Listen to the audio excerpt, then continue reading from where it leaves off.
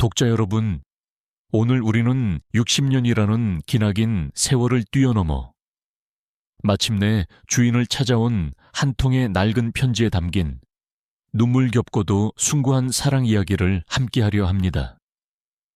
기다리지 마.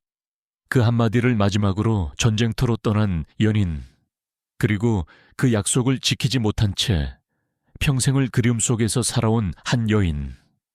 이 이야기는 전쟁이라는 거대한 비극 속에서 피어난 가장 순수한 사랑과 한 남자의 위대한 희생, 그리고 한 여인의 영원한 기다림에 대한 기록입니다. 시간이 멈춘 듯한 오래된 한옥. 오영희 여사의 하루는 언제나처럼 조용한 규칙성 속에서 흘러가고 있었다. 그녀는 이제 80을 훌쩍 넘긴 노인이었다. 희끗희끗한 머리를 단정하게 쪽지고 빛바랜 개량 한복을 입은 그녀의 모습은 마치 낡은 흑백 사진 속에서 막 걸어 나온 사람 같았다. 그녀의 움직임은 느렸지만 흐트러짐이 없었다. 아침 일찍 일어나 작은 텃밭을 가꾸고 직접 끓인 구수한 보리차를 마시며 툇마루에 앉아 하염없이 먼 산을 바라보는 것. 그것이 그녀의 60년 세월이 만들어낸 고요하고도 슬픈 일상이었다. 그녀는 평생을 이 집에서 혼자 살았다. 결혼도 하지 않았고 자식도 없었다. 사람들은 그녀를 보며 수군거렸다. 젊은 시절, 전쟁터로 떠난 첫사랑을 잊지 못해 평생을 수절하며 살고 있는 가여운 노인이라고. 그 말은 반은 맞고 반은 틀렸다. 그녀가 평생을 한 남자만을 기다리며 살아온 것은 사실이었다. 하지만 그녀는 스스로를 가엾다고 생각해 본 적이 없었다. 그녀의 기다림은 슬픔이 아니라 그녀의 삶을 지탱해 온 유일한 약속이자 가장 숭고한 사랑의 방식이었기 때문이었다. 그날도 그녀는 여느 때와 같이 툇마루에 앉아 있었다. 가을볕이 그녀의 주름진 얼굴 위로 따스하게 내리쬐고 있었다. 그때 동네의 젊은 우체부가 오토바이를 타고 그녀의 집 앞에 멈춰 섰다. 그는 그녀와 정기적으로 만나는 유일한 타인이었다. 할머니, 편지 왔어요. 우체부는 언제나처럼 쾌활한 목소리로 몇 통의 공과금 고지서와 광고지를 그녀에게 건넸다. 그녀는 말없이 고개를 끄덕이며 그것들을 받아들었다. 우체부가 막 떠나려던 순간이었다. 아, 맞다 할머니. 오늘 이상한 편지가 한 통 왔어요. 그는 우편 가방 깊숙한 곳에서 아주 낡고 작은 편지 한 통을 꺼내 들었다. 이거 보세요. 60년도 더 된 군사 우편인데 어떻게 이제야 배달이 됐는지 모르겠어요. 우편물 분류 창고 깊숙한 곳에서 발견됐다고 하더라고요. 참 신기한 일도 다 있죠. 오영희 여사는 젊은 우체부가 건네는 그 편지를 보는 순간 숨을 멈췄다. 그것은 그녀의 시간이 멈춰버린 바로 그 시절에서 온 편지였다. 누렇게 변색되고 모서리가 달아빠진 낡은 편지 봉투. 그 위에는 군사우편이라는 붉은색 도장과 함께 1951년이라는 아득히 먼 시간의 소인이 찍혀 있었다. 그녀의 손이 파르르 떨리기 시작했다. 그녀는 떨리는 손으로 편지를 받아들었다. 수신인 주소는 60년 전 그녀가 살던 바로 이 집의 옛 주소였다. 그리고 발신인, 봉투의 왼쪽 상단에 적힌 희미하지만 그녀가 평생을 단 하루도 잊어본 적 없는 그 익숙한 필체, 김진우. 그녀의 첫사랑, 전쟁터로 떠나 다시는 돌아오지 못한 그녀의 유일한 연인. 할머니, 왜 그러세요? 어디 안 좋으세요? 우체부가 걱정스러운 듯 물었지만 그녀의 귀에는 아무것도 들리지 않았다. 그녀의 세상은 다시 60년 전 그 끔찍하고도 찬란했던 시절로 돌아가고 있었다.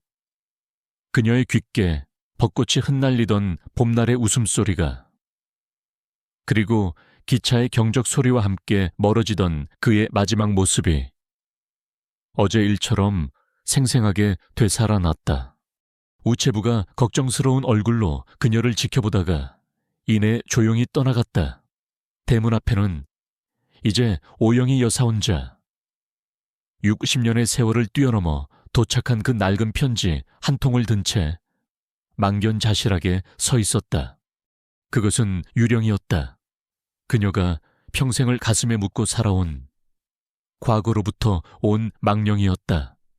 그녀는 비틀거리는 걸음으로 툇마루에 다시 주저앉았다. 그녀의 손가락이 편지 봉투를 부드럽게 쓸어보았다. 그의 채취가, 그의 온기가 아직도 남아있는 것만 같았다. 그녀는 편지를 열어보고 싶었지만 동시에 두려웠다. 이 안에는 무엇이 담겨 있을까? 그가 마지막으로 그녀에게 하고 싶었던 말은 무엇이었을까? 그리고 이 편지는 왜 이제야 그녀의 삶의 마지막 자락에 와서야 도착했단 말인가? 그녀는 지난 60년간 수만 번이고 그의 마지막을 상상해 보았다. 그는 어떻게 죽었을까? 죽는 순간에 그는 무슨 생각을 했을까? 혹시라도 자신의 이름을 부르지는 않았을까? 이 낡은 편지 한 통이 그녀의 평생의 질문에 대한 답을 가지고 있을지도 모른다. 해가 저물고 있었다. 하늘은 60년 전 그가 떠나던 날처럼 붉고 슬픈 노을로 물들고 있었다.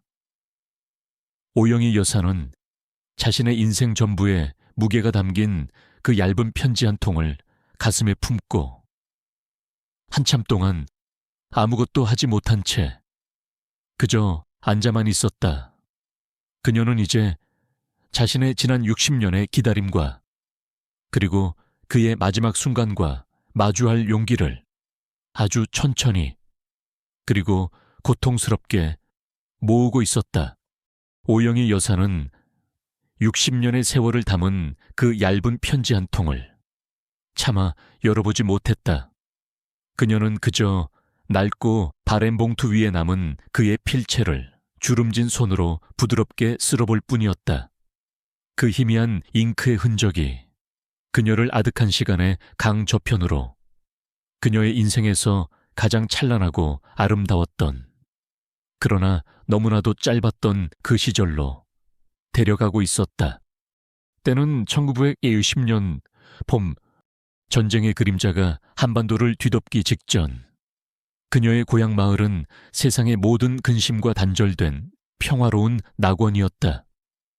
마을을 감싸는 낮은 산에는 진달래와 벚꽃이 만개했고 마을 앞을 흐르는 작은 강물은 햇살을 받아 은빛으로 반짝였다.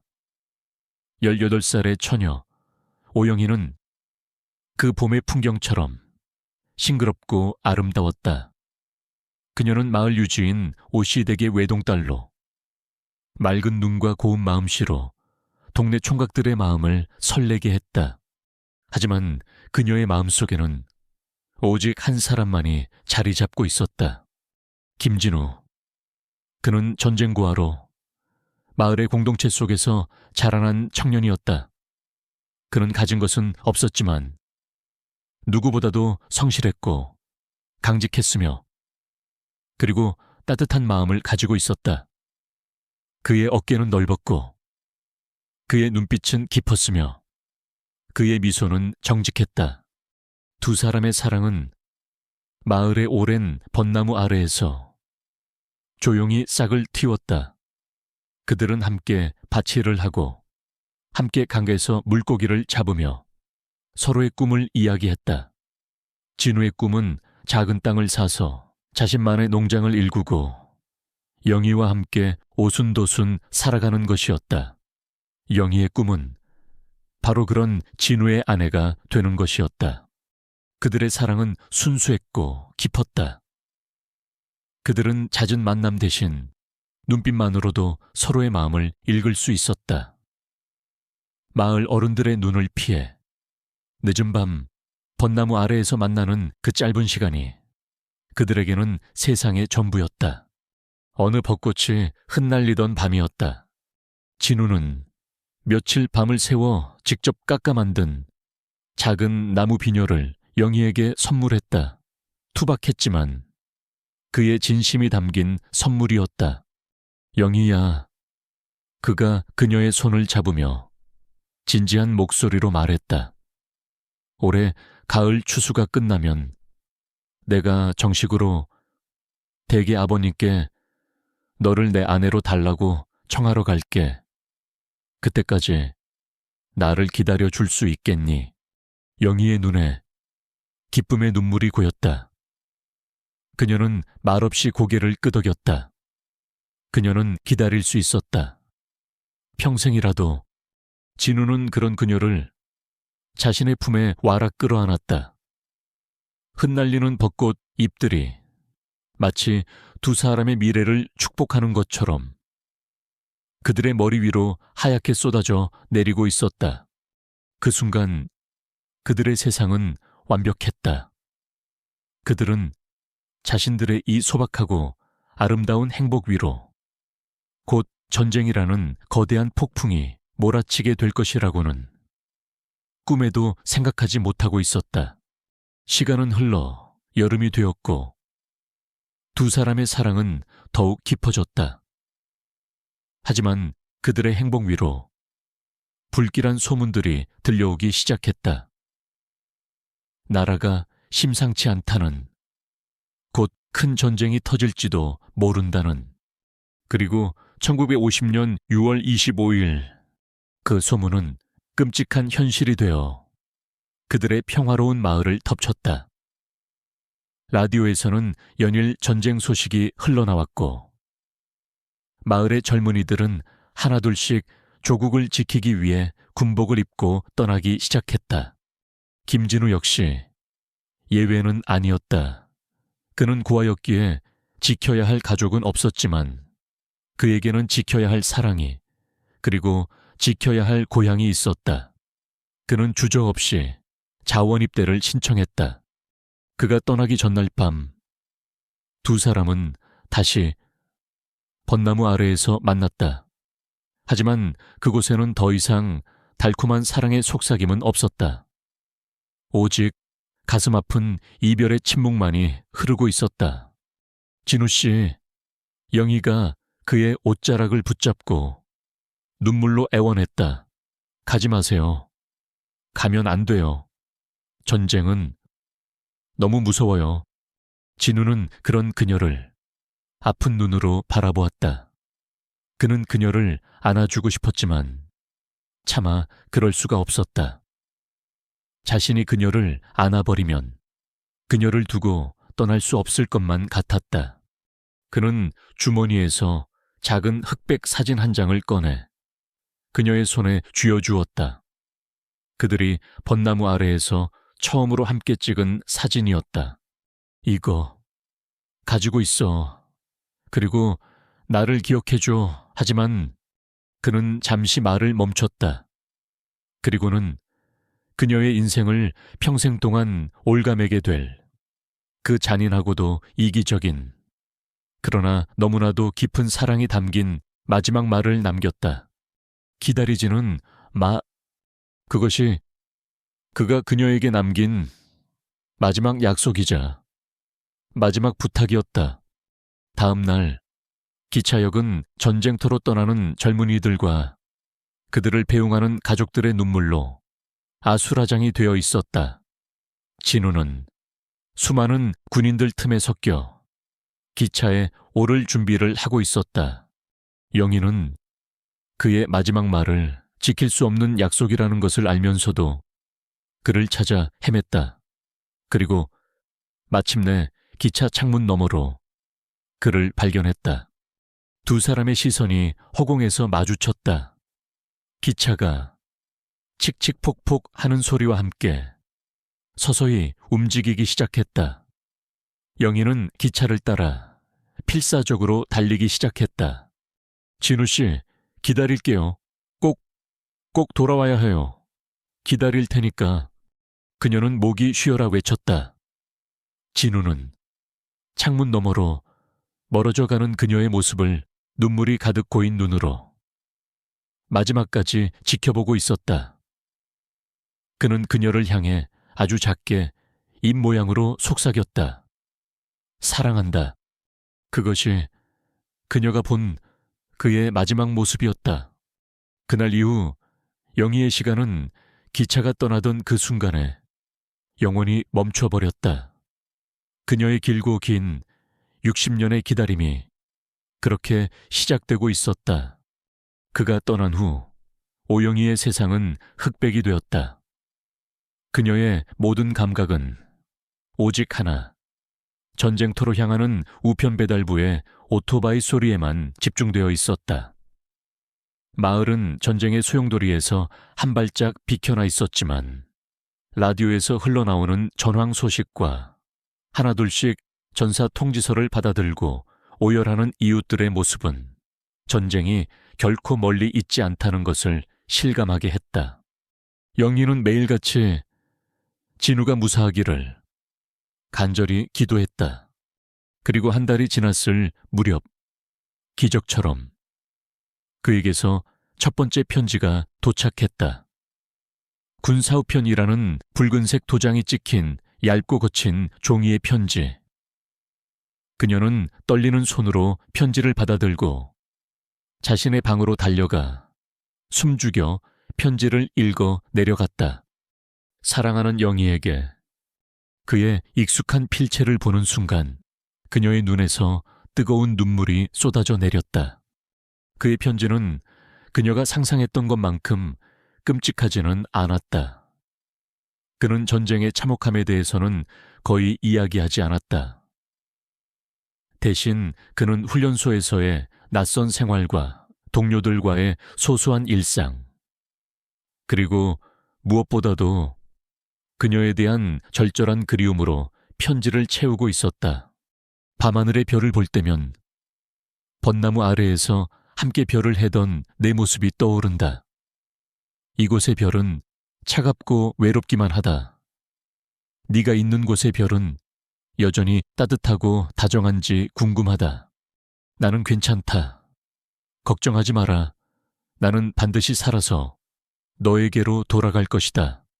하지만 만약을 위해 내가 했던 마지막 부탁을 잊지 말아다오. 기다리지 마라. 부디 너의 삶을 살아라. 그는 편지의 마지막마다 어김없이 기다리지 말라는 말을 덧붙였다. 하지만 영희에게 그 말은 나를 잊지 말아달라는 그의 애절한 외침으로 들릴 뿐이었다. 그날부터 두 사람은 편지를 통해 전쟁 속에서 위태로운 사랑을 이어갔다. 영희는 매일같이 그에게 편지를 썼다. 그녀는 마을의 소소한 소식들, 누구네 집소가 송아지를 낳았는지, 올해 벚꽃은 유난히 예쁘게 피었는지를 전하며 그가 지켜내고 있는 평화로운 세상의 모습을 그려주려 애썼다. 그녀는 편지지에 곱게 말린 벚꽃 잎을 붙여 보내기도 했다. 저는 기다릴 거예요. 당신이 돌아올 때까지 평생이라도.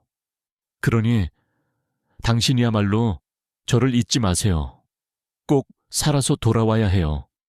그들의 편지는 포화 속을 뚫고 수백 리의 길을 달려 서로에게 닿았다. 그것은 그들이 살아있다는 유일한 증거이자 이 끔찍한 전쟁을 견뎌내는 유일한 희망이었다. 시간은 흘러 계절은 몇 번이고 바뀌었다. 진우의 편지를 통해 영희는 전쟁의 시간을 짐작할 수 있었다. 그는 여름에는 지독한 더위와 싸웠고 겨울에는 살을 내는 추위와 싸웠다. 그의 편지는 점점 더 짧아졌고 그 안에 담긴 그리움은 점점 더 깊어졌다. 때로는 그의 편지에서 화약 냄새가 혹은 핏자국으로 보이는 얼룩이 발견되기도 했다.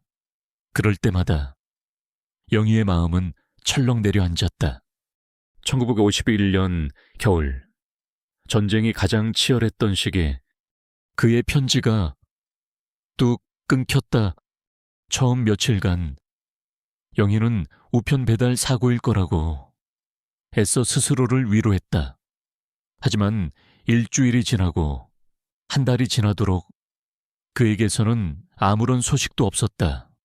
그녀는 매일 아침 동구 밖까지 나가 우체부가 오기만을 애타게 기다렸다.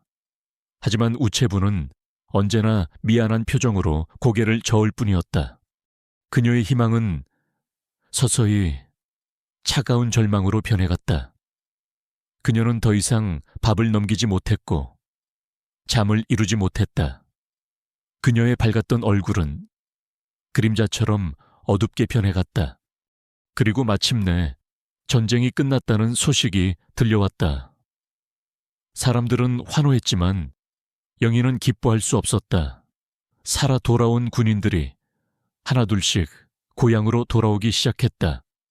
그녀는 매일같이 기차역에 나가 돌아오는 군인들의 얼굴 속에서 진우의 모습을 필사적으로 찾아 헤맸다.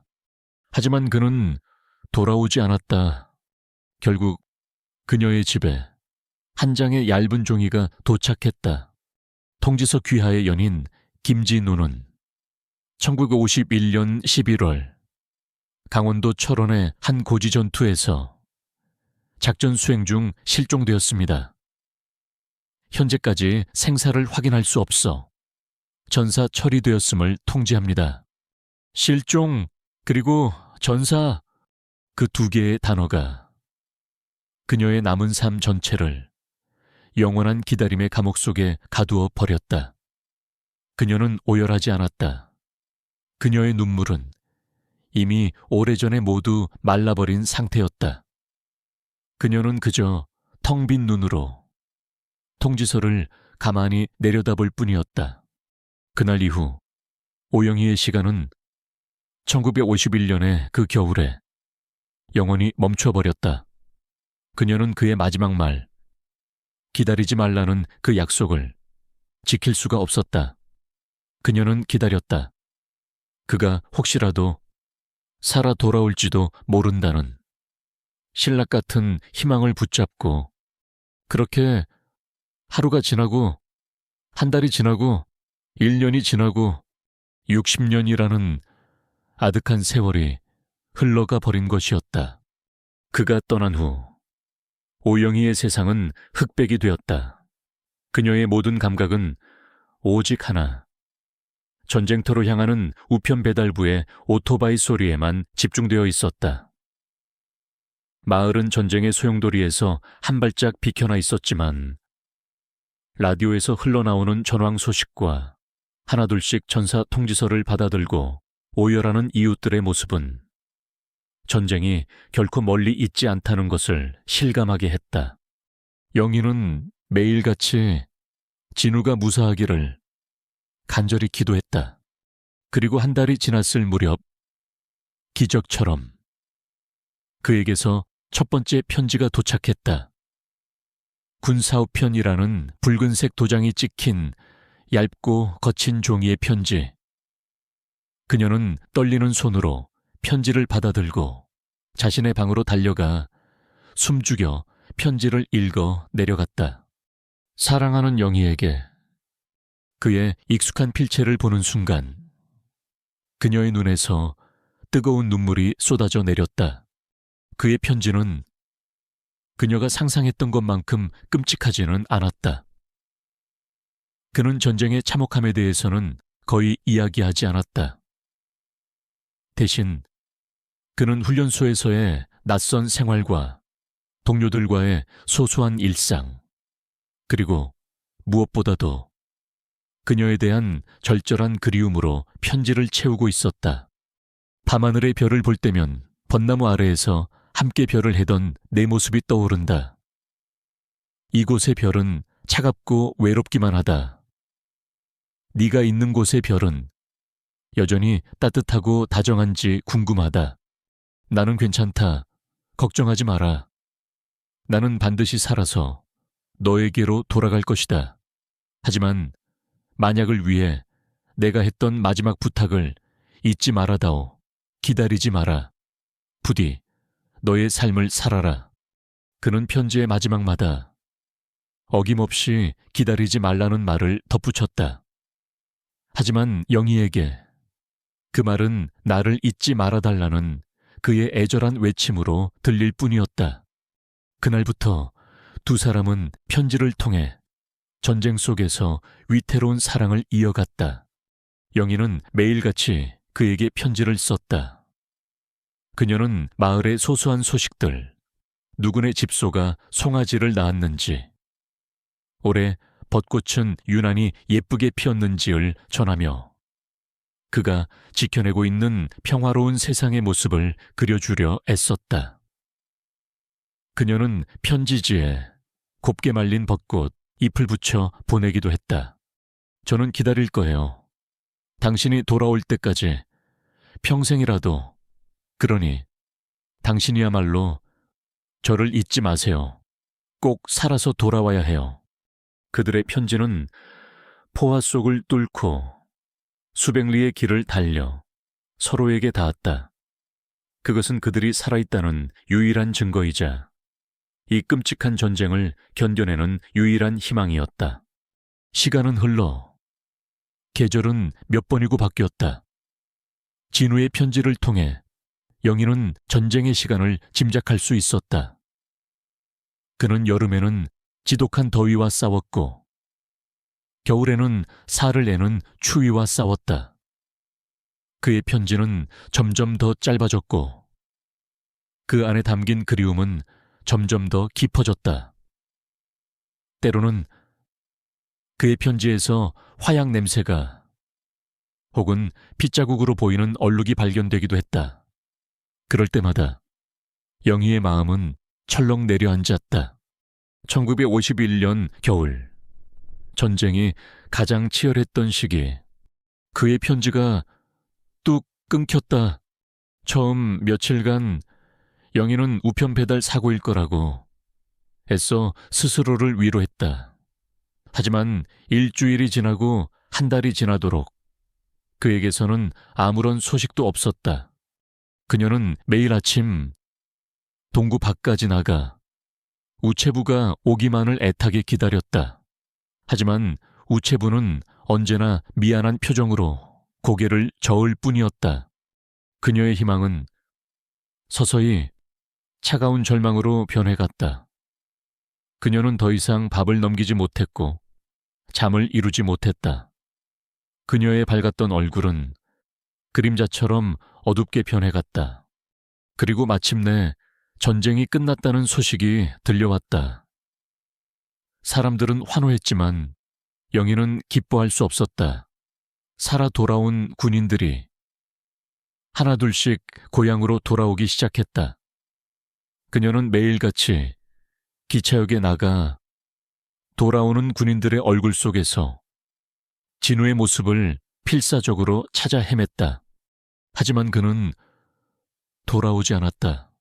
결국 그녀의 집에 한 장의 얇은 종이가 도착했다.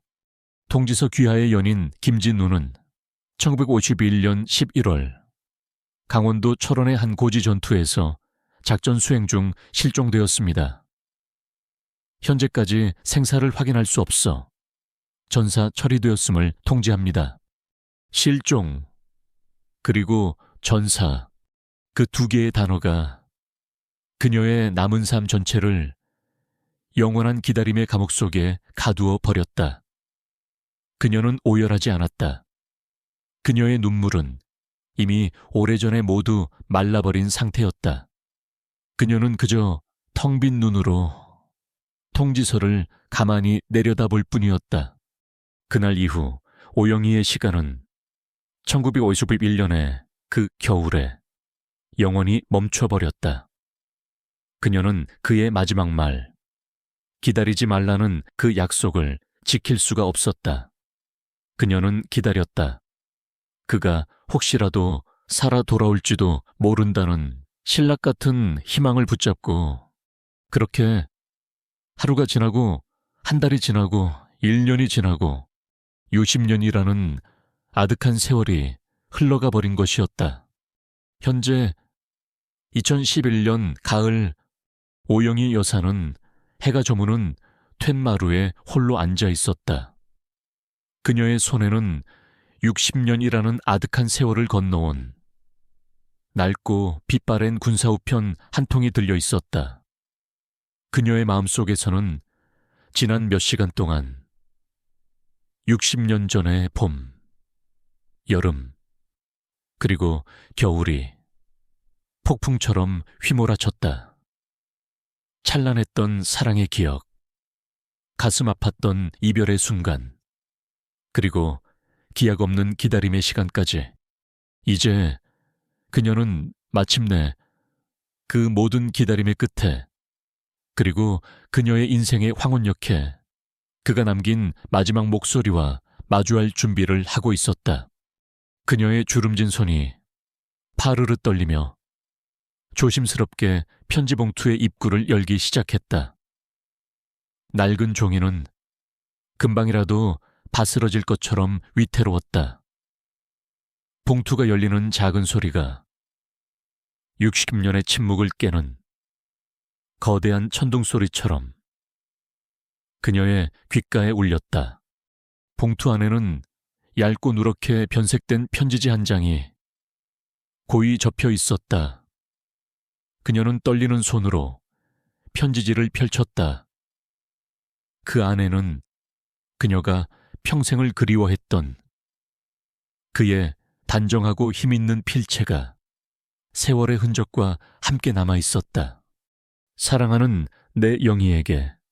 그 첫 문장을 읽는 순간 이미 말라버렸다고 생각했던 그녀의 눈에서 다시 뜨거운 눈물이 쏟아져 내렸다. 60년 만에 그가 다시 그녀의 이름을 부르고 있었다. 이 편지를 네가 읽고 있다면 나는 아마 이 세상에 없겠지. 어쩌면 이 편지는 영원히 너에게 닿지 않을지도 모른다. 하지만 나는 그럼에도 불구하고 너에게 이 마지막 말을 남겨야만 한다. 나는 지금 내일 있을 큰 전투를 앞두고 이 편지를 쓰고 있다. 이상하게도 마음이 아주 평온하다. 두렵지 않다. 다만 너를 다시는 볼 수 없다는 사실이 내 심장을 아프게 할 뿐이다. 영희야, 내가 너에게 했던 마지막 부탁, 기억하니? 기다리지 말라고. 그것은 진심이었다. 내가 너를 사랑하지 않아서가 아니라 내가 너를 내 목숨보다 더 사랑하기 때문에 하는 말이었다. 그러니 영희야, 부디 나를 기다리며 너의 아름다운 청춘을 낭비하지 마라. 나보다 훨씬 더 좋은 남자를 만나 결혼하고 너를 닮은 예쁜 아이들을 낳고 행복하게 살아다오. 네가 행복하게 웃으며 살아간다는 소식만 들을 수 있다면 나는 이 차가운 전쟁터에서 기쁘게 눈을 감을 수 있을 것이다. 그것이 내가 이번 전쟁에서 얻고 싶은 유일한 승리다. 그의 이기적이면서도 너무나도 이타적인 사랑에. 영희는 소리내어 울기 시작했다. 그는 마지막 순간까지도 자신의 안위가 아닌 오직 그녀의 행복만을 바라고 있었던 것이다. 편지는 그가 치러야 할 마지막 전투에 대한 이야기로 이어졌다. 내일 우리 부대는 이름 없는 작은 고지를 지켜야 한다. 우리가 이곳에서 적을 막아내는 동안 후방의 아군 부대와 수천 명의 피난민들이 안전하게 남쪽으로 후퇴할 시간을 벌 수 있다. 우리 모두는 알고 있다. 이곳이 우리들의 마지막 진지가 될 것이라는 것을. 하지만 이것은 수많은 생명을 살리기 위한 가치 있는 희생이다. 그러니 내가 죽더라도 너무 슬퍼하지 마라. 나는 내 조국과 그리고 내가 사랑하는 너를 지키기 위해 가장 명예로운 선택을 한 것이니 그의 글에는 죽음을 앞둔 자의 두려움이 아닌 자신의 신념과 사명을 다하는 군인의 굳건한 의지가 담겨 있었다. 그는 그녀가 기억하는 언제나처럼 강하고 듬직하고 그리고 자랑스러운 남자였다. 그리고 편지의 마지막에는 지난 60년간 그녀를 괴롭혔던 그 기나긴 침묵의 이유가 적혀 있었다. 이 편지는 나의 가장 친한 전우이자 내 목숨과도 같은 친구인 박민수에게 맡긴다. 내가 만약 내일 이 고지에서 돌아오지 못하면 이 편지를 너에게 보내달라고 피로써 약속을 받았다. 만약 네가 이 편지를 읽고 있다면 나는 조국과의 약속을 지킨 것이고 내 친구 민수는 나와의 약속을 지킨 것이겠지. 그러니 이제 너도 나와의 마지막 약속을 지켜다오. 부디 행복해야 한다. 사랑한다. 영희야, 내 인생의 처음이자 마지막 사랑. 저 하늘의 별이 되어서도 나는 영원히 너만을 지켜보고 있을 것이다. 1951년 11월 어느 이름 없는 고지에서 너의 진우가. 편지는 그것으로 끝이 났다. 오영희 여사는 낡은 편지지를 가슴에 품고 한참을, 아주 한참을 소리내어 울었다. 60년 동안 그녀의 마음을 짓누르던 모든 질문들이 이제야 풀렸다. 그는 그녀를 잊은 것이 아니었다. 그는 그녀를 버린 것이 아니었다. 그는 그녀를 그리고 조국을 너무나도 사랑했기 때문에 가장 영웅적인 방식으로 자신의 삶을 마감했던 것이다. 60년의 침묵은 이제 끝났다. 그 침묵의 내용은 이 세상 그 어떤 사랑 고백보다도 더 절절하고 더 숭고했다. 그녀의 눈물이 그치고 마음속에 깊은 평온이 찾아왔을 때 그녀의 머릿속에 새로운 질문 하나가 떠올랐다. 박민수, 남편의 마지막을 함께하고 이 편지를 간직해 온 그 친구는 지금 어디에 있을까? 그리고 그는 왜 60년이라는 세월이 흐른 지금에 와서야 이 편지를 그녀에게 보낸 것일까? 그녀의 길고 긴 기다림은 끝났지만 그녀가 마주해야 할 진실의 마지막 조각은 아직 남아 있었다. 진우의 마지막 편지를 읽은 후 오영희 여사의 시간은 다시 흐르기 시작했다. 지난 60년간 그녀를 멈춰 세웠던 왜라는 질문이 마침내 풀렸기 때문이었다. 그는 그녀를 잊은 것이 아니었다. 그는 가장 숭고한 방식으로 그녀와 그리고 그의 조국과 마지막 인사를 했던 것이었다. 그녀의 마음을 짓누르던 원망의 돌덩이가 사라진 자리에 이제는 그를 향한 애틋한 그리움과 사무치는 자랑스러움만이 남았다. 하지만 그녀의 마음속에는 아직 풀리지 않은 마지막 매듭이 하나 남아 있었다. 박민수, 남편의 마지막 편지를 지난 60년간 간직해왔을 그 친구. 그는 지금 어디에 있을까? 그리고 그는 왜 이제서야 이 편지를 보낸 것일까? 영희는 그를 만나 남편의 마지막 순간에 대한 이야기를 직접 들어야만 했다. 그것이 그녀가 진우를 위해 해줄 수 있는 마지막 일이라고 생각했다. 그녀는 어떻게 그를 찾아야 할지 막막했지만 일단 우체국으로 향했다. 그녀는 60년 전에 낡은 군사우편 봉투를 보여주며 이 편지가 어디서 발송되었는지 알아봐 달라고 부탁했다. 며칠 후 우체국에서 연락이 왔다. 편지는 경기도의 한 군사우편물 보관소에서 발견되었으며 발송인은 박민수라는 이름의 한 노인으로 현재 서울의 한 요양병원에 있다는 것이었다. 다음 날 영희는 난생 처음으로 혼자서 서울행 기차에 몸을 실었다. 요양병원은 도시의 소음에서 벗어난 한적한 곳에 위치해 있었다. 그녀는 떨리는 마음으로 박민수라는 노인의 병실 문을 두드렸다. 들어오세요.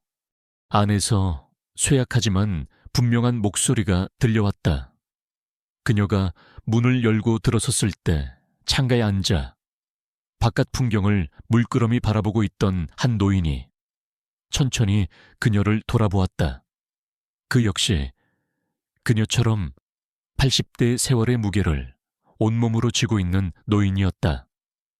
그의 눈빛은 희미했지만 그 안에는 선한 빛이 담겨 있었다. 누구신지 노인이 물었다. 영희는 품에서 낡은 편지를 꺼내 보였다. 혹시 이 편지를 기억하십니까? 노인의 눈이 편지 봉투에 적힌 자신의 옛 주소와 김진우라는 이름을 보는 순간 크게 흔들렸다. 그의 얼굴에 잊고 있던 과거의 기억을 마주한 자의 깊은 고통과 슬픔이 스쳐 지나갔다. 노인의 입에서 신음소리가 터져 나왔다. 당신이 양이시군요. 그는 자리에서 일어나 그녀 앞에 깊이 고개를 숙였다. 죄송합니다. 정말 죄송합니다. 제가 진우와의 약속을 너무 늦게 지켰습니다. 두 노인은 60년이라는 아득한 세월을 사이에 두고 마침내 마주 섰다. 그리고 박민수 옹근, 그날의 마지막 전투에 대한 끔찍하고도 영웅적인 이야기를 영희에게 들려주기 시작했다. 그의 이야기는 1952년 11월 강원도 철원에 지도에도 없는 어느 이름 없는 고지에서 시작되었다.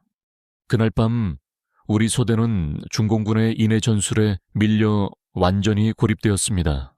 후반계는 우리를 기다리는 아군 부대와 수백 명의 피난민들이 있었죠. 우리가 여기서 하룻밤만 버텨주면 그들이 모두 안전하게 후퇴할 수 있었습니다.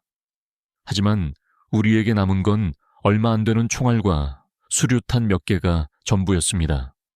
그는 그 절망적인 상황 속에서 소대장이었던 김진우가 얼마나 침착하고 용감했는지를 회상했다. 진우는 조금도 두려워하지 않았습니다. 그는 오히려 죽음을 앞두고 동료들을 일일이 격려하며 농담까지 건넸습니다.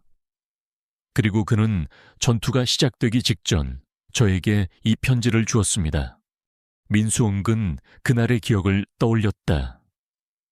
진우는 민수야. 내가 만약 돌아오지 못하면 이 편지를 꼭 영희에게 전해줘. 그리고 내가 얼마나 그녀를 사랑했는지도 라고 말하며 그의 손에 편지를 쥐어주었다고 했다. 마침내 적들의 총공세가 시작되었다. 수백, 수천의 적들이 칠흑 같은 어둠을 뚫고 고지를 향해 몰려왔다. 진우와 그의 소대원들은 필사적으로 싸웠다. 하지만 중과부적이었다. 동료들이 하나둘씩 그의 곁에서 쓰러져 갔다. 이제 우리에게 남은 건 저와 진우, 그리고 몇 명의 부상병뿐이었습니다. 탄약도 거의 다 떨어졌죠. 우리는 이제 죽음을 기다릴 수밖에 없었습니다. 바로 그때 진우가 마지막 결심을 했다고 했다. 진우는 남은 수류탄을 모두 자신의 몸에 묶었습니다. 그리고 저에게 말했습니다. 민수야, 내가 저놈들을 유인해서 자폭하겠다. 그 사이에 너는 부상병들을 데리고 반드시 살아서 후퇴해라. 그리고 내 편지를 꼭 민수홍의 눈에서 눈물이 흘러내렸다. 저는 안 된다고, 같이 죽겠다고 소리쳤습니다. 하지만 그는 제 복부를 강하게 가격하여 저를 기절시켰습니다.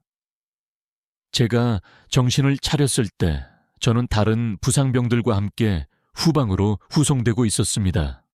그리고 저 멀리 우리가 있던 고지에서 거대한 섬광과 함께 천지를 뒤흔드는 폭발음이 들려왔습니다. 김진우는 자신의 목숨을 던져 동료들과 수많은 피난민들의 목숨을 구했던 것이었다. 그의 마지막 말은 연인을 향한 사랑의 고백이 아니라 동료를 향한 생명의 명령이었다. 저는 그 폭발의 충격으로 머리를 심하게 다쳤습니다. 그리고 지난 60년의 기억을 모두 잃어버렸습니다. 민수 온기 흐느끼며 말했다. 저는 제가 누구인지도 진우가 누구였는지도 그리고 이 중요한 편지에 대해서도 아무것도 기억하지 못한 채 오랫동안 정신병원과 요양원을 전전하며 살아왔습니다. 그러다가 얼마 전 아주 기적처럼 기억이 돌아오기 시작했습니다. 그리고 저는 제 낡은 군복 주머니 속에서 60년 동안 잠들어 있던 이 편지를 발견했습니다. 저는 제가 죽기 전에 진우와의 마지막 약속을 반드시 지켜야만 한다고 생각했습니다. 모든 진실이 마침내 밝혀졌다. 오영희 여사는 조용히 눈물을 흘렸다. 그녀는 이제 더 이상 그를 원망하지 않았다. 그녀는 자신의 연인이 얼마나 위대하고 얼마나 숭고한 영웅이었는지를 비로소 깨달았다. 두 노인은 한참 동안 아무 말도 하지 못했다. 그들은 그저 같은 사람을 사랑하고 같은 사람을 잃은 슬픈 동지로서 서로의 아픔을 그리고 긴 세월의 무게를 말없이 위로하고 있을 뿐이었다. 박민수 옹의 고백은 오영희 여사의 60년 기다림에 마침내 완전한 마침표를 찍어주었다. 그날 이후 그녀는 더 이상 슬퍼하지 않았다. 그녀의 마음속에는 연인을 잃은 슬픔 대신 한 위대한 영웅을 사랑했다는 깊고도 성스러운 자부심만이 남았다.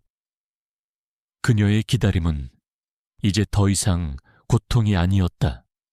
그것은 그의 숭고한 희생을 기리는 그녀만의 평생에 걸친 추모 의식이 되었다. 두 노인은 그날 요양병원에서 해가 저물도록 김진우에 대한 추억을 나누었다. 그들은 함께 웃고 함께 울며 60년이라는 아득한 세월을 거슬러 올라가 그들의 청춘을 그리고 그들의 영웅을 다시 한번 추억했다.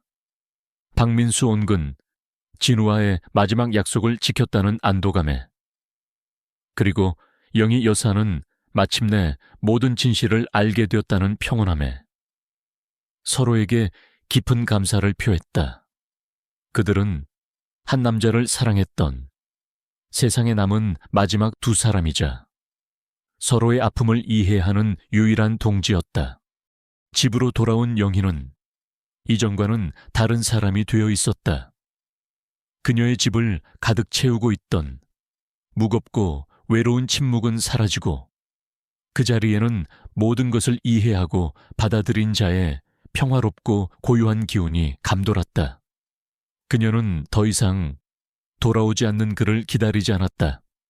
그녀는 이제 언젠가 자신이 그에게로 돌아갈 그날을 조용히 준비하고 있었다. 그녀는 60년 만에 도착한 그의 마지막 편지와 벚나무 아래에서 함께 찍었던 낡은 흑백 사진을 작은 오동나무 상자 안에 곱게 넣었다. 그리고 그 상자를 들고 집 뒤뜰에 오래된 벚나무 아래로 갔다. 그 벚나무는 60년 전 그와 사랑을 속삭였던 바로 그 벚나무의 자손이었다. 그녀는 나무 아래에 작은 구덩이를 파고 그 안에 자신의 인생 전부가 담긴 그 오동나무 상자를 조용히 묻었다. 그것은 그의 영혼과 그녀의 기다림을 마침내 그들의 약속의 장소에 편안히 잠들게 해주는 그녀만의 장래의식이었다. 이제 편히 쉬세요, 진우 씨. 그녀가 나지막이 속삭였다. 그리고 나를 기다려줘요. 나도 이제 곧 당신에게로 갈 테니까. 땅을 다 덮고 그녀는 그 자리에 한참 동안 서 있었다. 바람이 불어 나뭇가지에 매달려 있던 마지막 벚꽃 잎 하나가 그녀의 어깨 위로 나비처럼 사뿐히 내려앉았다. 다음 해 봄 오영희 여사의 집 뒤뜰 벚나무는 그 어느 해보다도 더 화려하고 아름다운 꽃을 피웠다. 마치 60년 만에 돌아온 주인을 환영하기라도 하는 것처럼 영희 여사는 퇴마루에 앉아 눈처럼 흩날리는 벚꽃 잎들을 평온한 미소로 바라보고 있었다. 그녀의 손에는 이제 더 이상 낡은 편지가 들려있지 않았다. 그녀의 무릎 위에는 그녀가 사랑했던, 그리고 그녀를 사랑했던 한 남자의 영웅적인 이야기가 한 권의 역사책이 되어 조용히 잠들어 있었다. 그녀는 외롭게 살았지만 결코 불행하지 않았다. 그녀는 평생을 세상에서 가장 위대한 사랑을 가슴속에 품고 살았기 때문이었다. 그녀의 기다림은 결코 헛되지 않았다. 그것은 전쟁의 폐허 속에서도 시간의 풍파 속에서도 결코 쓰러지지 않았던 하나의 영원한 사랑에 대한 가장 위대한 증거였다. 그녀는 흩날리는 벚꽃 잎들 너머로 60년 전 그 벚나무 아래에서 자신을 향해 환하게 웃고 있던 젊은 시절의 진우의 모습을 보는 듯했다. 그리고 그녀 역시 그를 향해 아주 오랜만에 소녀처럼 수줍은 미소를 지어 보였다. 이렇게 한 여인의 길고 길었던 기다림의 이야기가 마침내 막을 내립니다. 전쟁이라는 거대한 비극이 앗아간 찬란한 사랑, 그리고 60년이라는 세월도 막을 수 없었던 숭고한 약속, 이 가슴 아픈 여정에 함께 눈물 흘리고 함께 아파해 주신 독자 여러분께 진심으로 깊은 감사의 말씀을 드립니다. 이 이야기는 진정한 사랑은 시간이 지나도 죽음이 갈라놓아도 결코 사라지지 않는다는 것을 우리에게 말해줍니다. 부디 이 이야기가 여러분의 마음속에 영원히 기억되는 하나의 아름답고도 슬픈 사랑 시시로 남기를 바랍니다. 감사합니다.